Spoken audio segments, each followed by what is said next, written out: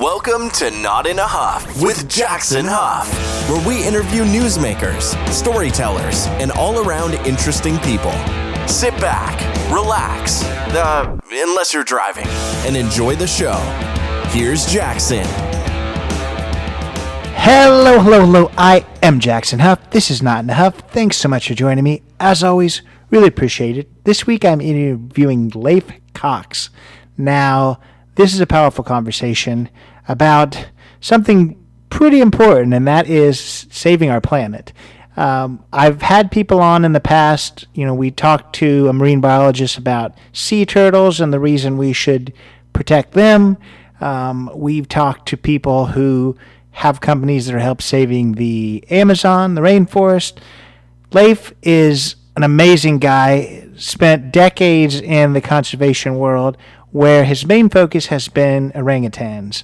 And he is the founder of the Orangutan Project. He's a founder of the International Elephant Project and the International Tiger Project.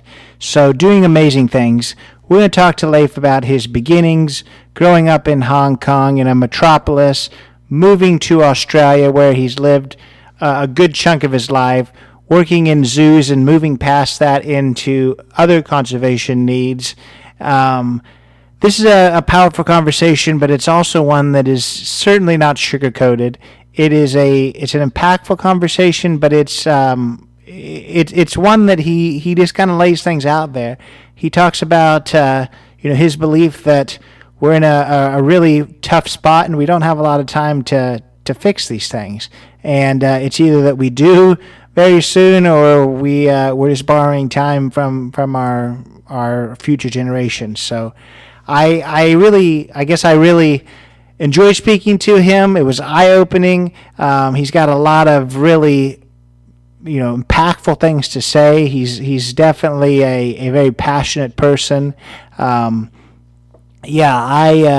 think that a lot of people and a lot of times, when we think about scary things, or we think about things that we don't necessarily want to hear because it's a little uncomfortable, we try to find a way to sugarcoat it. And I feel like even in this conversation, sometimes I was, asking the question like, oh, well, maybe this or maybe this, just to be like, surely it's not that bad. Obviously I knew that there's some really big issues, but of course you're always trying to find the silver lining if it's possible. And Leif was not, he was not about that. He told it exactly how he feels. He feels very strongly about these things, and he lays out a lot of really good points. So I hope you listen, and I hope you learn a lot from it. The things that I really, really enjoyed hearing about is just, of course, his passion behind orangutans. He spent his life working with them. He feels very strongly about their intelligence. He feels very strongly about them being, I guess, kind of equal when it comes to also being living beings. But the thing that I really resonated with me was I asked, you have these 3 projects. What made you want to focus on these 3 animals? You're very big onto orangutans. I think that's your main thing, but why did you focus on these 3? And I think you're going to really find what he says very, very interesting. Just kind of a brief look at it is that outside of these 3 animals, there's a lot of umbrella species that can be, brought along with it. So if you save the orangutans, you're going to save, the ants and the squirrels and all these other things. So pick one as your kind of your figurehead, and everything else is going to be able to come along for the ride, which I think is really, really smart and really, really awesome. And, that's kind of the point of this whole conversation. It's that, of course, we're looking at saving the orangutans, but if we do that, we're going to save the rainforest. And if we do that, we're going to save the world and humanity as a whole. So that's kind of important, I would say. I think you're going to enjoy this, whether you're on the fence about exactly how dire the circumstances are or not. I think you're going to really find what he says powerful and impactful. It's really hard to listen to him and not feel that way. So here is Leif Cocks. I'm here today with Leif Cocks. Mr. Cocks, how are you? Great, thank you. Thank you for having me on your show. Yeah, thanks for agreeing to join me. If you would, it's kind of a tall task right out of the gate, but just introduce yourself. hmm I'm Leif Cocks, and I'm the founder of the Orangutan Project. I also founded a few other or projects, such as the International Elephant Project, International Tiger Project, and Forest for People. So part of a holistic plan to save the rainforest, the orangutans, and all the other biodiversity while helping the humans that live in the forest as well. Yeah, and I want to unpack a lot of that too, but I want to kind of just start at the beginning. I've listened to you on some other interviews. I know you were born, I believe in Hong Kong, which is probably as far away from the middle of a jungle as possible. It's a major metropolis. So I just wonder what got you from city life to something very different. What started this passion for conservation, and I guess more namely with orangutans? Well, I think it's probably a case of nature more than nurture in my case. So, as you said, being brought up in a major metropolis like Hong Kong is not the place you normally find conducive, I guess, to connection, love with nature and animals. But that certainly was my nature from the beginning. And so my bedroom was like a menagerie with terrapins and, budgerie's and, and all sorts of animals from a very early age. So yeah, I've always had a interest and a passion and connection with animal life. And yeah, why orangutans is I had the opportunity to start working with 15 of them and discovered that they're self-aware persons, just as humans are persons. And they certainly didn't belong in captivity, nor do they deserve to be killed in the most horrific way and their species driven to extinction. And so that kind of started my lifelong journey to help orangutans, but also hopefully in that process make the world a better place for everybody. Yeah, and that's powerful for sure. And I want to know kind of what made you go from, that kid in your bedroom to where you're at, because there's a lot of stops in the middle. I mean, what was the goal when you were a kid? Was it, I mean, I know you were a zookeeper at one time. Was that the goal at that point? Or what were you thinking then? I'm sure you weren't thinking that you were going to do what you're doing now. This is kind of I'm sure you've outlived your wildest expectation. I think it started off as that, I thought a life working with animals would be, yeah, a fantastic way to spend one's life. And then over time that evolved to working for animals. And then obviously having an opportunity to work with self-aware persons such as orangutans to expand that mission more completely to help all living beings, humans, animals, future generations. So I guess there's an evolution from, following my essential nature of working with animals, but evolving that to working for a higher cause, as it were, for living beings. I want you to tell us just again, it's another kind of tall task because you guys do so much, but kind of in a nutshell, what is the Orangutan Project? Mm-hmm. The final game plan is to save up to 8 ecosystems of the right type, shape, and size of rainforest, and all those things count. Just saving rainforests or trees just won't do it.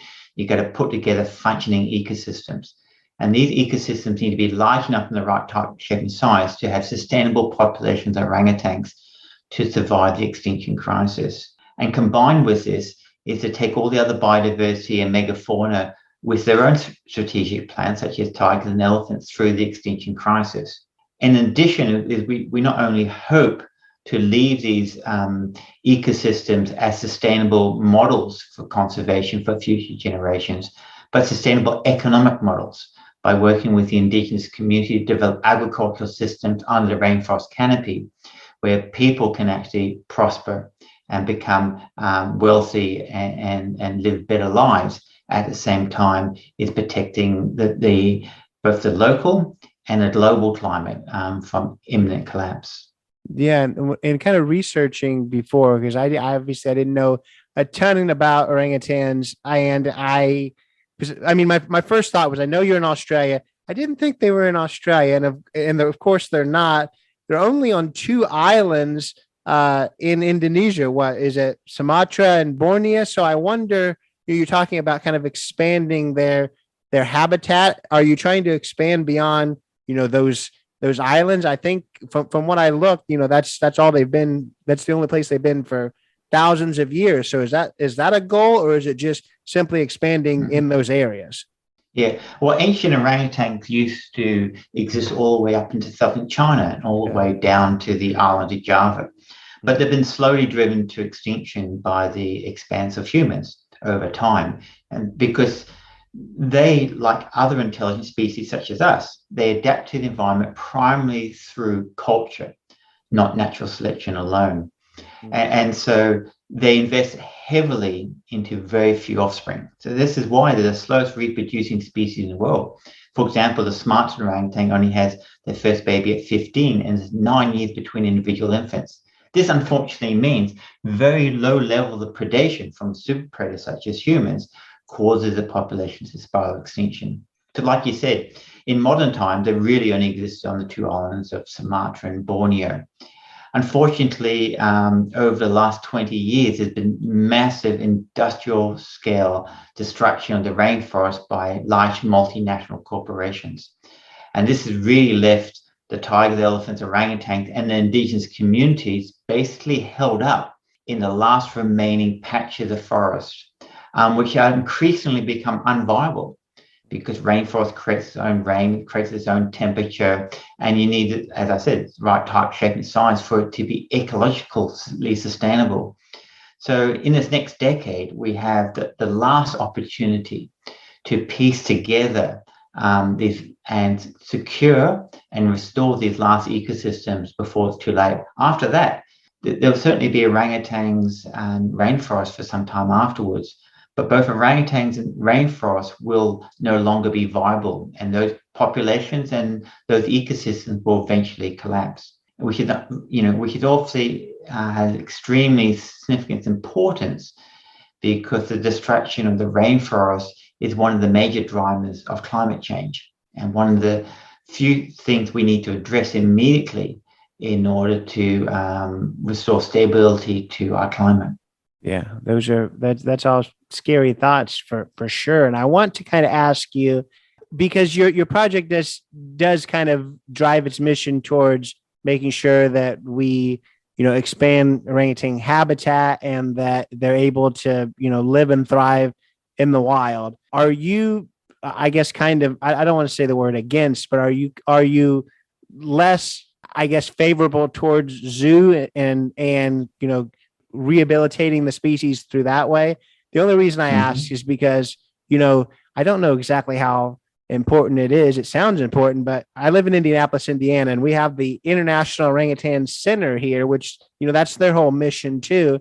But I don't know whether that's exactly on the same pathway as you, because it does seem like it's without zoos intervention. Is that correct?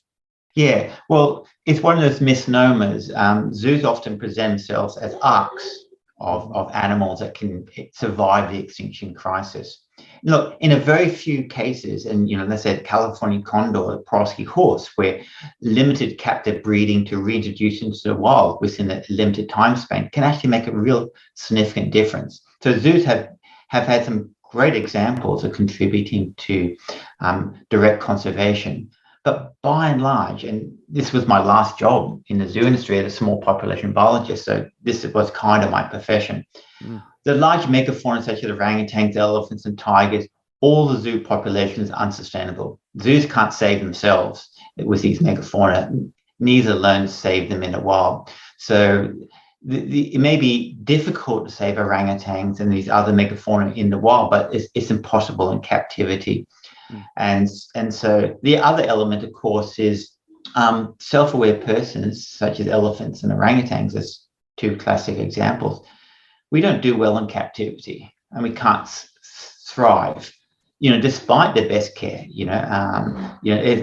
It's not saying that the people looking after, for example, orangutans at the zoo aren't loving and caring and doing the best they can, just as people who look after refugees in refugee camps are some of the most wonderful people in the world. But what we know from the human experience, and I also know from my studies with orangutans, that persons held long-term in captivity that can't control their future and whom and how often they interact have long-term psychological issues. And therefore, there's both a welfare and a conservation need to focus and save the last remaining habitats before it's too late. And unfortunately, except for very specific cases, zoos are not going to play a role in that.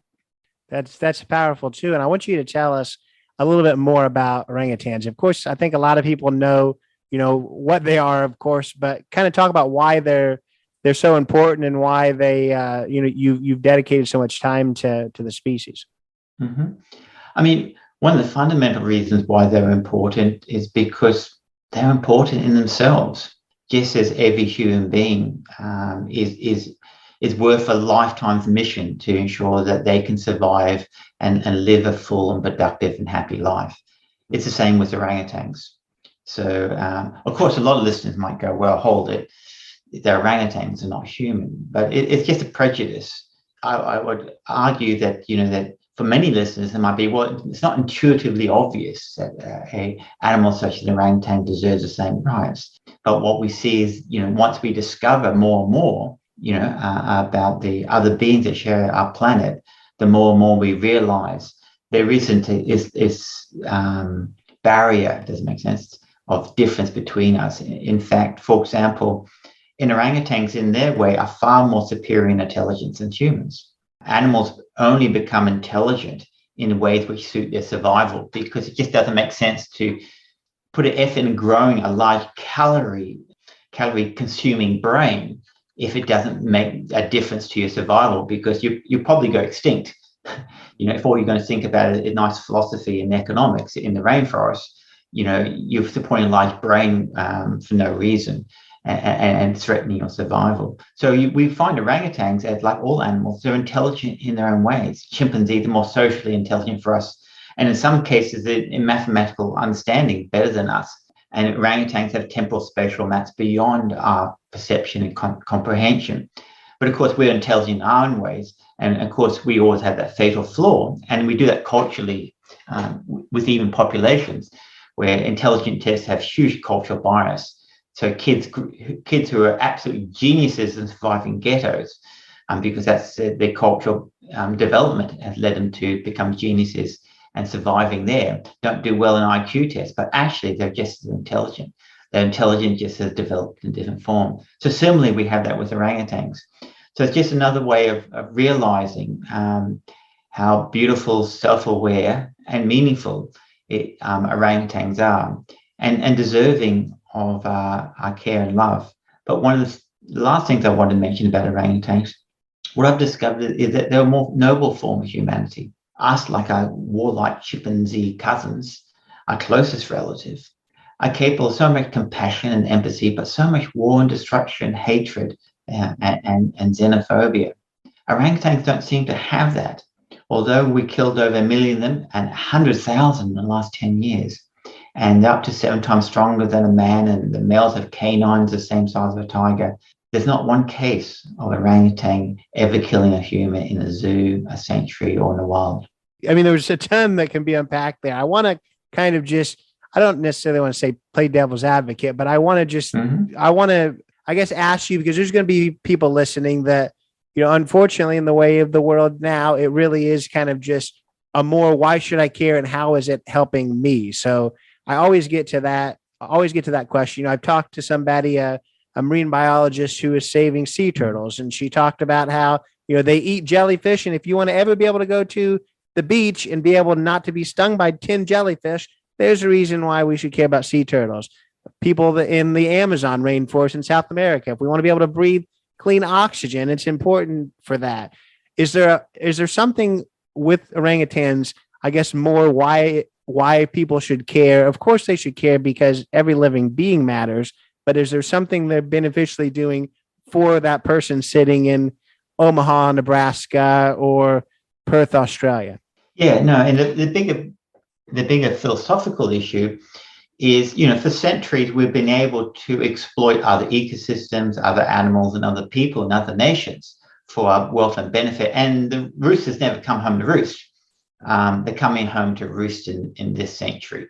And so the destruction of the Amazon, destruction of the Indonesian rainforest is affecting climate change, which then causes, bigger storms, more droughts, more floods in America.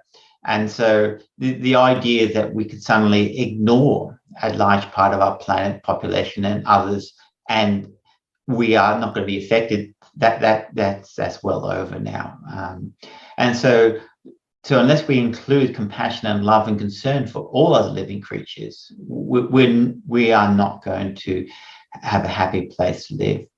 And the lowest hanging fruit for climate change is saving the rainforest. We have to obviously change our agriculture, especially animal agriculture, significantly for this planet to survive. We have to reduce carbon as an urgency. But those two things alone are not going to save the planet. We also have to restore and rewild a significant part of our planet. And rainforest is the most significant ecosystems that we can tackle first. And so it's with everyone's personal self-interest that the orangutans rainforest survives. And therefore the orangutans. So there's no longer the world is no longer going to allow us to selflessly keep going and have cognitive dissonance and blind spots for the pain we cause others.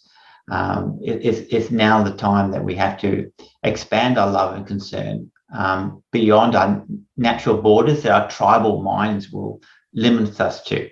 Republicans versus Democrats, or state versus state, or country versus country, or species versus species. Those things have to disappear if we are going to survive, because ultimately what we're discovering now that we're all interconnected and our fates intertwined. With saying all that, it's kind of at a breaking point, and I've heard that from a lot of people, in the conservation field.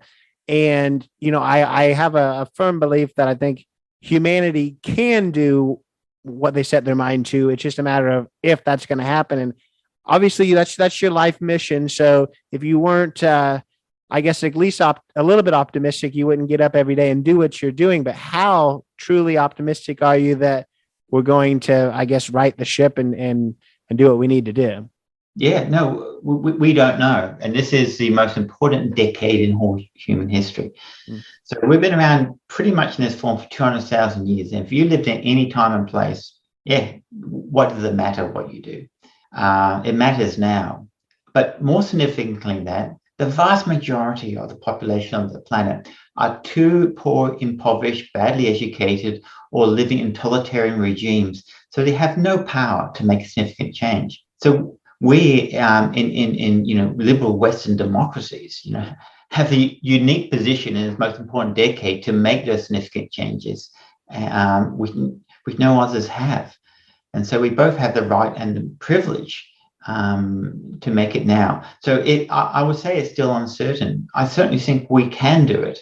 And of course, with every action, for example, the more the focus on climate change and sustainability, renewable energy, there's always naturally there's a reactionary force, and just as Europe just before World War II started falling to fascist regimes, so it could go that way, and you see that totalitarian kind of move in a lot of part of the world, or could very well fall the other way, where we have a more freer, more democratic society, and those that can see that the future of our children depend on us having a way of managing and living globally in a way which is harmony with nature. And the environmentalism movement and saving the planet, this is not economic suicide. You can't have a good economy from a dead planet. What we have now is, in a sense, is unsustainable economics, which is about exploitation, passing the true cost of production onto the powerless being other people in other countries, other species, But the most powerless in this are future generations. We're borrowing into our future generations. What we want to develop is sustainable economies. And the wonderful thing is sustainable economy doesn't mean being impoverished, you know, and living bad lives. It's living fantastic lives of, you know, of high technology, of prosperity. We just got to just shift our mindset from a model of exploitation to a model of true economic productivity. But the future is wonderful if we can have it. It's not a future of impoverishment. It's a future of affluence if we allow it to happen. Yeah, we're talking about shifting that mindset. This is a kind of a softball question for sure, but because I know the answer, but you know, our mindset in the world a lot of times is to be very reactive instead of proactive. Is that a sustainable model, just to react when things do finally go bad rather than be proactive now? Yeah, no, exactly. Because we find it very hard because in our tribal brain, which is how we've evolved over for centuries, we're very good with short-term problems and dealing with external problems. And so I heard, for example, if climate change was caused by the North Koreans, we'd have solved it immediately. You know, it's a very short-term problem with an identifiable enemy. But when we're very much part of the problem, and it's long-term, and it's, you know, and it's not clear, our brains are not really set up for that. So it's not a criticism of people who react against, movements to save the planet. It's how our natural brain works, you know. So the tribal mind was very good for surviving as a tribal community. And once we collectivize into, you know, kingdoms and nations, it was very good at enriching some nations at the expense of others.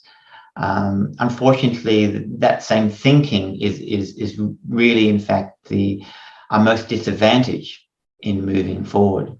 And so this is why, both on the macro level and on the immediate level of running non-government organizations and charities, I will say we can't reform the world unless we reform ourselves, because that is also part of the equation to make necessary changes.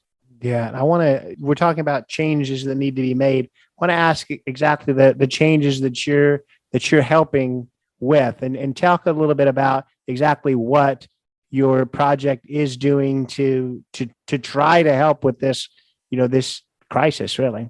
Mm-hmm. Well, as I said, we see our role as saving these ecosystems before it's too late.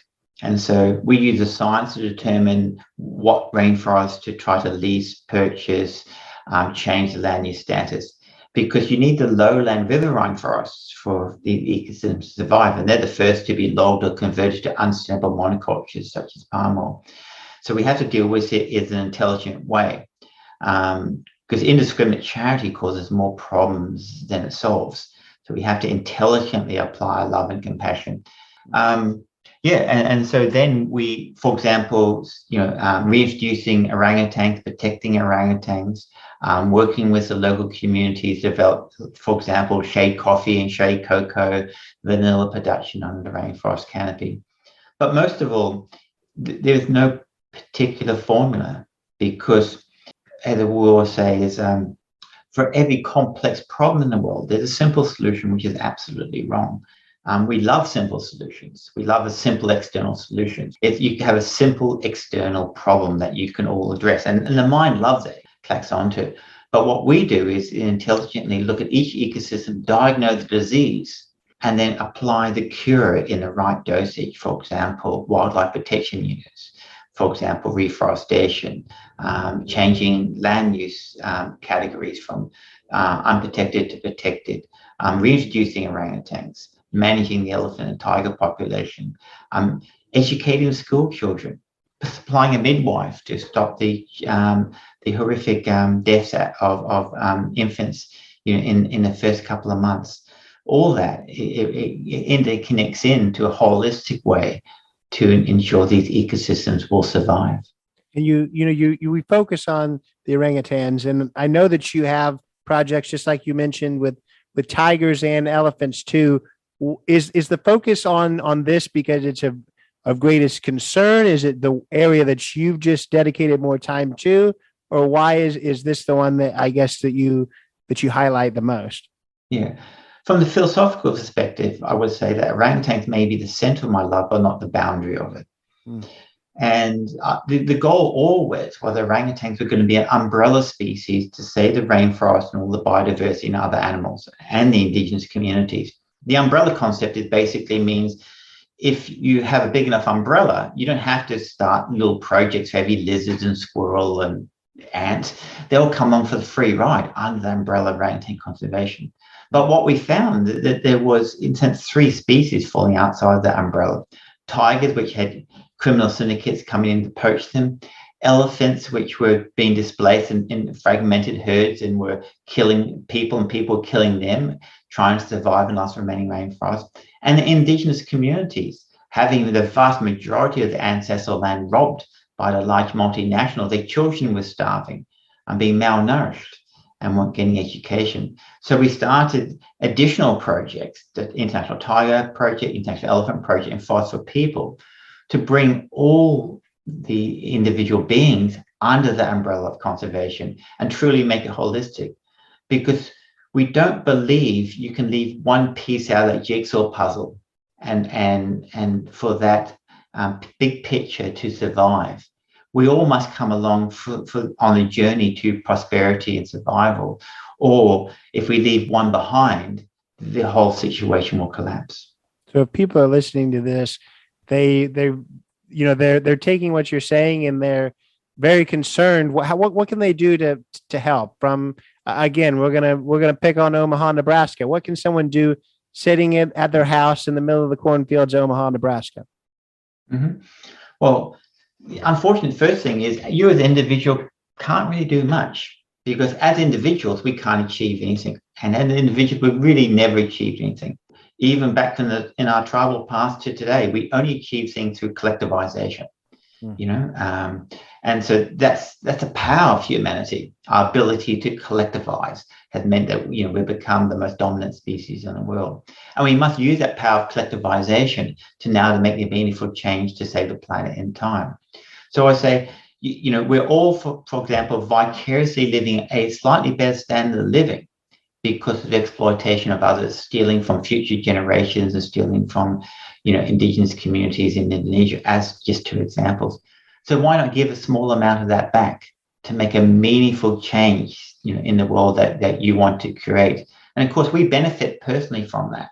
To give and to show compassion and love not only benefits the people that we're giving to, it benefits us.